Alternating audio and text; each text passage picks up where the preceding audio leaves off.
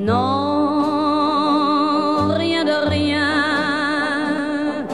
Non, je ne regrette rien. If you're the kind of person that thought that the Lord of the Rings movies could have used a couple of more F-bombs dropped now and then Game of Thrones is definitely the show for you. So about the Game of Thrones premiere, I love the fact that right off the bat, you can tell that this is a fantasy universe and fantastical things will happen. And they let you know that little fact before it kind of develops into this alternate universe period piece. Much like in the case of Battlestar Galactica, the modern version, the fantasy setting for the story is just that, a setting, but the main component of the story is human drama and it is realism. Now, although this particular episode doesn't get really tragic, there are a couple of characters that you feel sorry for. Overall, the atmosphere, I would say, is pretty gloomy. This is not a light show. This is not your standard type of entertainment. There are a couple of light moments here and there, mostly because of a very horny dwarf. What I liked most about the pilot episode, the premiere, is that it managed to introduce so many characters in a very short amount of time. It got very far. The story itself ends at a point where I myself, while reading the books, the first book, it was right at that point that I went like, oh no, they didn't! And it was right at that point where I really got hooked by the story, and I hope that people who haven't read the book will feel the same way about how this particular episode ends. All in all, I think it was vital for Game of Thrones to give you that sense of an impending doom. You can tell that some very bad things are about to happen to these characters. These characters all have that potential to go either very light or very, very dark. In terms of faithfulness, I think definitely this premiere shows that HBO is very faithful to the books. It follows the storyline of the books almost entirely. There are a couple of details that are missing, but it's nothing too serious. There are just a couple of subtleties that I would have liked to see included, but it's no big thing because, like I said, it introduced so many characters, and the only way to do that is to really reduce the characters to their very essentials.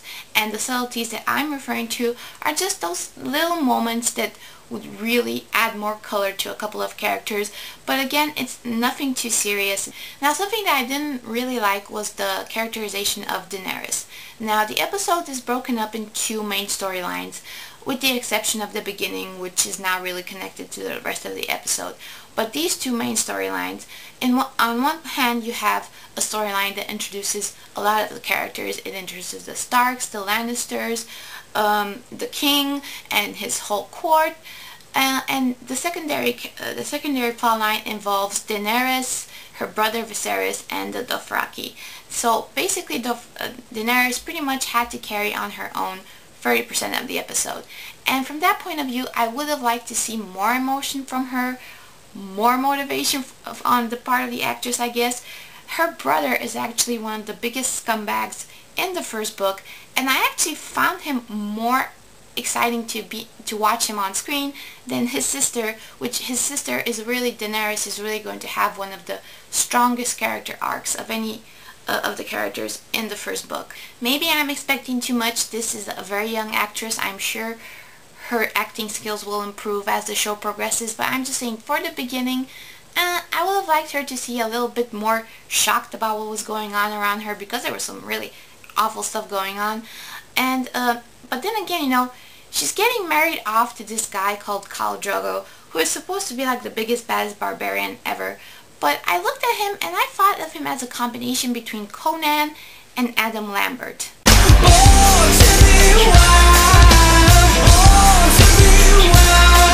Also, what was missing from this episode was maybe some backstory. Couldn't they have done a beginning a la Star Wars or Lord of the Rings, where they kind of explain to you what the status quo of this particular universe is right now? The credits do a good job of kind of giving you the lay of the land and introducing the different kingdoms, but they don't really introduce the characters, and you can't really tell where these characters are coming from. Some of them have some pretty clunky introductions. I guess one of the more intimidating things about Game of Thrones is that this is a long-term engagement kind of show. You can't just drop in and out of it on a weekly basis. You have to be committed to it.